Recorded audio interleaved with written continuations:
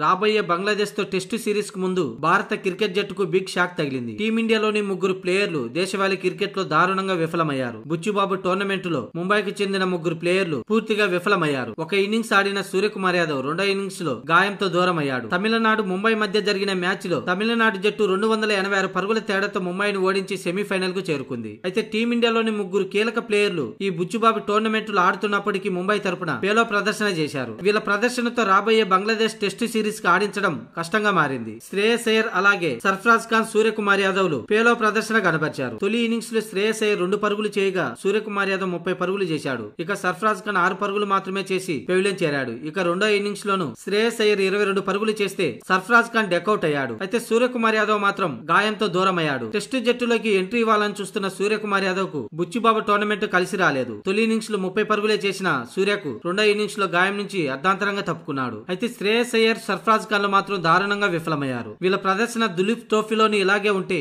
ఖచ్చితంగా బంగ్లాదేశ్ ఆ తర్వాత న్యూజిలాండ్ టెస్టు సిరీస్ కి ఎంపిక అవడం కష్టమే.